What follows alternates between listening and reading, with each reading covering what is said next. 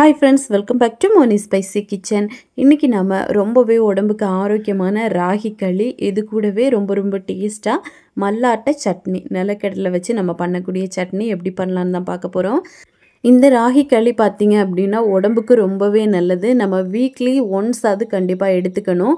அது மட்டும் இல்லாமல் இந்த ராகி களியை பொறுத்தவரை இது கெட்டியாக ஆகாமல் ஒரு நாள் ஆனாலும் சாஃப்டாக எப்படி பண்ணலான்னு தான் போட்டிருக்கேன். இதோட பெனிஃபிட் அப்படின்னா எல்லாருக்குமே தெரியும். அதிகமான கால்சியம், அயன், புரோட்டீன்ஸ் எல்லாமே இருக்குது. வளர்கிற குழந்தைங்களுக்கு நீங்கள் கொடுத்தீங்க அப்படின்னா ரொம்ப நல்லது. பெரியவங்களுக்காகட்டும் நீங்கள் கண்டிப்பாக கொடுக்கலாம். இந்த மல்லாட்ட சட்னி அப்படிங்கிறது பார்த்தீங்கன்னா இது கர்நாடகா ஸ்பெஷல். ரொம்பவே ஃபேமஸான ஒரு சட்னி. ரொம்ப டேஸ்ட்டாக நம்ம பண்ணலாம். இது இந்த களிக்கு ரொம்ப பர்ஃபெக்டாக இருக்கும். இது கூடவே நீங்கள் சிக்கன் குழம்பு, மட்டன் குழம்பு எது வச்சு சாப்பிட்டாலும் அவ்வளோத்துக்கு டேஸ்ட்டாக இருக்கும். இப்போ வாங்க எப்படி பண்ணலான்னு பார்க்கலாம். ஃபஸ்ட்டு இது பண்ணுறதுக்காக 1 கப் அளவுக்கு ராகி மாவு தான் எடுத்திருக்கேன். நீங்கள் நார்மல் ராகி எடுக்கிறீங்க அப்படின்னாலும் அதை நல்லா பவுட்ரு பண்ணி எடுத்துக்கோங்க. இப்போ இதுலேருந்து ஒரு சின்ன பவுலில் 1.5 டீஸ்பூன் அளவுக்கு மட்டும் நம்ம ராகி எடுத்து தனியாக வச்சுட்டு ஒரு 1/2 கப்பு போல் தண்ணியும் சேர்த்து இதை நல்லா கலந்தெடுத்து நம்ம வச்சிடணும். இந்த ராகி நல்லா இந்த தண்ணி கூட மிக்ஸ் ஆகணும். நல்லா இந்த மாதிரி மிக்ஸ் பண்ணி மாற்றி வச்சுருங்க. இது ரொம்ப முக்கியம். இது ஃபஸ்ட்டு நம்மளுக்கு தேவைப்படும். இப்போ இது இந்த மாதிரி நல்லா கலந்து நம்ம மாற்றி எடுத்து வச்சிடலாம். இப்போது களி பண்ணுறதுக்காக கடாய் எடுத்து அடுப்பில் வச்சுருக்கேன். இது பார்த்தீங்க அப்படின்னா நல்லா அடிகனமாக இருக்கக்கூடிய கடாயை தான் எடுக்கணும். இல்லை அப்படின்னா அடி பிடிக்கக்கூட வாய்ப்பு இருக்குது.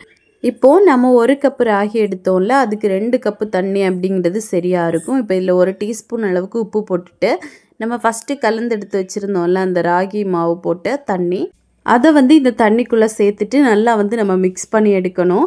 இப்போ இந்த தண்ணி கொதித்து நம்ம சேர்த்துருக்கக்கூடிய அந்த ராகி மாவு நல்லா மிக்ஸ் ஆகட்டும். அது வரைக்கும் இந்த மாதிரி நல்லா மிக்ஸ் பண்ணி கொடுங்க. இது ஏன் நம்ம பண்ணுறோம் அப்படின்னா இந்த மாதிரி பண்ணிவிட்டு நம்ம நெக்ஸ்ட்டு மாவு சேர்க்கும்போது ரொம்ப கட்டிப்படாமல், அது மட்டும் இல்லாமல் மாவு எல்லாமே நல்லா மிக்ஸ் ஆகி கிடைக்கும். அதனால இப்போ இதில் 1 டீஸ்பூன் அளவுக்கு நெய் சேர்த்துட்டு நல்லா மிக்ஸ் பண்ணிடலாம். இப்போ பாருங்கள், நம்ம சேர்த்துருக்கக்கூடிய அந்த மாவு, இந்த தண்ணி எல்லாம் நல்லா கொதிக்க ஆரம்பிச்சிருச்சு. இந்த டைமில் நம்ம எடுத்து வச்சுருக்கோம்ல 1 கப்பு ராகி மாவு, அதை கொஞ்சம் கொஞ்சமாக இதில் எல்லாத்தையுமே சேர்த்துடலாம். இப்போ எல்லாத்தையுமே சேர்த்துருங்க. சேர்த்துட்டு உடனடியாக இதை மிக்ஸ் பண்ண ஆரம்பிக்கணும். இல்லைன்னா கட்டிப்பட ஆரம்பிக்கும். நீங்கள் 2 குச்சி 2 கட்டை இந்த மாதிரி இருந்துச்சு அப்படின்னா ட்ரெடிஷ்னலாக அப்படி தான் பண்ணுவாங்க.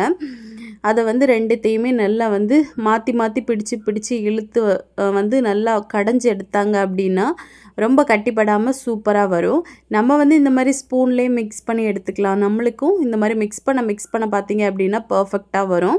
கொஞ்சம் நல்லா கெட்டியாக ஆரம்பிக்கும். ஒரு 2லேருந்து 3 நிமிஷம் நம்ம கிளறி கொடுத்துட்டே இருந்தோம் அப்படின்னா நல்லா கெட்டியாக ஆரம்பிக்கும். நீங்கள் கைவிடாமல் மிக்ஸ் பண்ணிகிட்டே இருங்க, உங்களுக்கும் பர்ஃபெக்டாக வரும். இப்போ பாருங்கள், ஓரளவுக்கு நல்லா அந்த கட்டிகள் எல்லாம் உடஞ்சி நம்ம தண்ணி கூட மிக்ஸ் ஆகி கம்பைனாக வருது. இப்போது இன்னொரு 3 நிமிஷத்தில் பார்த்தீங்க அப்படின்னா இந்த அளவுக்கு நல்லா கெட்டியாயிரும். நம்ம இப்போ கைவிடாமல் இந்த மாதிரி கலந்து கொடுத்துட்டே இருக்கணும். இந்த அளவுக்கு கெட்டியானதுக்கு அப்புறமா தான் நம்ம ஸ்டவ் ஆஃப் பண்ணணும். அது வரைக்கும் நல்லா கிளறி கொடுத்துட்டே இருக்கணும். இது கிளறதுக்கு மட்டும்தான் கொஞ்சம் டைம் எடுக்கிற மாதிரி இருக்கும். மற்றபடி ரொம்ப பர்ஃபெக்டாக நம்மளுக்கு வரும். இப்போ பாருங்கள், ஓரளவுக்கு இந்த ராகி மாவு சூப்பராக களி மாதிரி ரெடி ஆயிடுச்சு. இனிமேல் இதை அப்படியே நம்ம மூடி போட்டு கிட்டத்தட்ட ஒரு 10லேருந்து 15 நிமிஷம் அப்படியே விட்டுறலாம். அந்த டைமில் நம்ம சட்னி ரெடி பண்ணிடலாம். இப்போ இது அப்படியே இருக்கட்டும். இப்போ மல்லாட்ட சட்னி, நிலக்கடலை சட்னி எப்படி பண்ணலான்னு பார்க்கலாம். 1 டீஸ்பூன் அளவுக்கு எண்ணெய் சேர்த்துட்டு 2 வரமிளகாய், 1 டேபிள் ஸ்பூன் அளவுக்கு சீரகம் போட்டுட்டு இது கூடவே 1/2 கப் அளவுக்கு நிலக்கடலை. இது நார்மலாக நம்ம கடைகளில் வாங்கக்கூடிய நிலக்கடலை. வறுத்த நிலக்கடலையாக இருந்துச்சு அப்படின்னா நீங்கள் ரோஸ்ட் பண்ண வேண்டிய அவசியம் ஏற்படாது. இப்போ இவ்வளோத்தையும் போட்டு நல்லா வறுத்தெடுத்துக்கலாம். ஓரளவுக்கு நல்லா வறுபட்டு நல்லா ஃப்ளேவராக வரும். அது வரைக்கும் நல்லா மிக்ஸ் பண்ணி வறுத்தெடுத்துக்கோங்க. இப்போ பார்த்தீங்கன்னா ஓரளவுக்கு நல்லா வறுபட்டுருச்சு. இப்போ இது நல்லா ஆறுனதுக்கப்புறமா இதை ஒரு மிக்ஸி ஜாரில் சேர்த்துக்கலாம். இப்போ இது நல்லா ஆறிடுச்சு. எல்லாத்தையுமே ஒரு மிக்ஸி ஜாரில் சேர்த்து இது கூடவே பார்த்தீங்க அப்படின்னா நம்ம தேங்காய் சேர்க்கணும். அப்போ தான் இதோட டேஸ்ட் இன்னும் ரொம்ப அருமையாக இருக்கும். இன்கேஸ் நீங்கள் தேங்காய் இல்லை அப்படின்னா நீங்கள் தேங்காய் போடாமலே அரைச்சி எடுத்துக்கலாம். இப்போ இதில் ஒரு 1/2 கப்பு போல் துருவின ஃப்ரெஷ்ஷான தேங்காய், அப்புறமா ஒரு துண்டு அளவுக்கு புளி, இந்த சைஸ் இருக்கணும், ஒரு சின்ன நெல்லிக்காய் சைஸ் அளவு, அப்புறமா கொஞ்சமாக கறிவேப்பிலை, ஒரு 4 பல் பூண்டு, 1 டீஸ்பூன் அளவுக்கு உப்பு போட்டுக்கலாம். உப்பு போட்டுட்டு தண்ணி சேர்த்து இப்போ இதை நல்ல பேஸ்ட்டை நம்ம அரைச்சி எடுக்கணும். இதில் எந்த ஒரு கட்டிகளும் இருக்கக்கூடாது. நல்ல நைஸான பேஸ்ட்டாக அரைச்சி எடுத்துகிட்டு வந்துடுங்க. இப்போ இதை நம்ம அரைச்சி எடுத்துக்கலாம். இப்போ பார்த்தீங்க அப்படின்னா இந்த அளவுக்கு நல்ல பேஸ்ட்டை நம்மளுக்கு அரைப்பட்டுருச்சு. இனிமேல் இதை தாளிப்பு வந்து ரெடி பண்ணிடலாம். அதே கடாயில் 1 டேபிள் ஸ்பூன் எண்ணெய் சேர்த்துட்டு 1 டீஸ்பூன் அளவுக்கு கடுகு, 1 டீஸ்பூன் அளவுக்கு உளுத்தம் பருப்பு, 1 டீஸ்பூன் அளவுக்கு கடலைப்பருப்பு சேர்த்துக்கலாம். இது வந்து கொஞ்சம் பொரிஞ்சதுக்கப்புறமா வரமிளகா 1 எடுத்து அதை சின்ன சின்னதாக நம்ம வந்து கட் பண்ணி போட்டுடலாம். நீங்கள் இதுக்கு பதிலாக பச்சை மிளகாய் கூட ஒரு 2 பச்சை மிளகாய் நீங்கள் வந்து சேர்க்கலாம். ரொம்ப நல்லாயிருக்கும். இப்போ இதை கட் பண்ணி போட்டுக்கலாம். போட்டுட்டு கொஞ்சமாக கருவேப்பிலை, இது வந்து ஃப்ரெஷ்ஷான கருவேப்பிலை கொஞ்சமாக போட்டிருக்கேன். போட்டு நல்லா வந்து ஃபஸ்ட்டு வதக்கிக்கோங்க. இது கொஞ்சம் ஃப்ரை ஆனதும் ஒரு பெரிய வெங்காயத்தை நீளவாக்கில் கட் பண்ணி வச்சுருக்கேன். இப்போ இதையும் போட்டு நல்லா வந்து வதக்கி எடுத்துக்கலாம். ஓரளவுக்கு நல்லா வதங்கினதுக்கப்புறமா நம்ம அரைச்சி வச்சுருக்கோம்ல பேஸ்ட்டு, அதை வந்து இதுக்குள்ளே போட்டுடலாம். இது வந்து வதங்குறதுக்கு ரொம்ப டைம் எடுக்காது, சீக்கிரமாக வதங்கிடும். அதே மாதிரி இது வதங்கி முடித்ததுக்கப்புறமா நம்ம வந்து ஸ்டவ்வை ஆஃப் பண்ணிவிட்டு தான் அந்த சட்னியை உள்ளே வந்து ஊற்றணும். இல்லை அப்படின்னா கொஞ்சம் வந்து திரிஞ்ச மாதிரி ஆயிரும். அதனால ஸ்டவ்வை ஆஃப் பண்ணிவிட்டே நம்ம வந்து உள்ள சட்னியை விட்டுடலாம். இப்போ பார்த்தீங்க அப்படின்னா இந்த வெங்காயம் எல்லாம் நல்லா வதங்கிருச்சு. நம்ம வந்து அரைச்சி வச்ச பேஸ்ட்டு இதுக்குள்ளே விட்டு கொஞ்சமாக 1/2 கப்பு போல் தண்ணியும் சேர்த்துடலாம். இப்போ வந்து நல்லா மிக்ஸ் பண்ணிவிட்டு உப்பு செக் பண்ணி பாருங்கள். உங்களுக்கு தேவைப்பட்டால் நீங்கள் வந்து உப்பு போட்டுக்கலாம். இப்போ அவ்வளோதான், நம்மளுக்கு சட்னி வந்து சூப்பராக ரெடி ஆயிடுச்சு. இந்த சட்னியை இந்த அளவுக்கு லூஸ் பண்ணணும்னு அவசியம் இல்லை. நீங்கள் திக்காக சாப்பிடுவீங்க அப்படின்னா நீங்கள் அப்படியே கூட நம்ம அரைச்ச பேஸ்ட்டு அப்படியே கூட போட்டு சாப்பிடலாம். நான் வந்து ஒரு 1/2 டீஸ்பூன் அளவுக்கு கூட உப்பு போட்டிருக்கேன். உப்பு வந்து கொஞ்சம் கம்மியாக இருந்த மாதிரி இருந்துச்சு.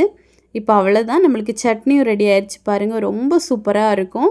இது வந்து ரொம்ப தண்ணியாகவும் இல்லாமல் அதே சமயம் ரொம்ப கெட்டியாகவும் இல்லாமல் கொஞ்சம் நல்லா க்ரீமியான கன்சிஸ்டன்சியில் தான் இருக்கும். இப்போ நம்ம களி பார்த்துடலாம். இப்போ பாருங்கள், ஒரு 15 நிமிஷம் கிட்ட ஆயிடுச்சு.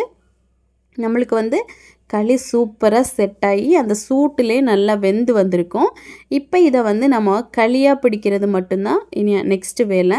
இதுக்காக ஒரு பாத்திரத்தில் கொஞ்சமாக எண்ணெய் மட்டும் அப்ளை பண்ணிக்கோங்க. இதில் வந்து ஒரு கைப்பிடி அளவுக்கு களி எடுத்திருக்கேன்.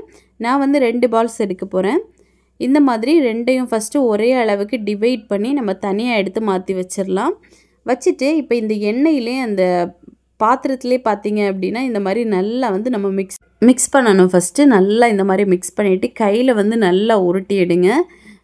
கையில் வந்து எப்படி உருட்டணும் அப்படின்னா நம்ம கையில் பால் மாதிரி தட்டி தட்டி போட்டு எடுக்கும்போது அது உள்ளே நல்லா ஸ்டிஃபாக, வெளிப்பக்கமும் பார்த்திங்கன்னா எந்த கட்டிகளும் இல்லாமல் நல்லா சாஃப்டாக நம்மளுக்கு கிடைக்கும். அதுதான் இந்த களியோட ஒரு ஸ்பெஷாலிட்டியே. நம்ம கையில் எந்த அளவுக்கு நல்லா இந்த மாதிரி உருட்டி எடுக்கிறோமோ அந்த அளவுக்கு களி வந்து ரொம்ப சாஃப்டாக இருக்கும். இப்போ பாருங்கள், நம்மளுக்கு சூப்பராக ரெடி ஆயிடுச்சு.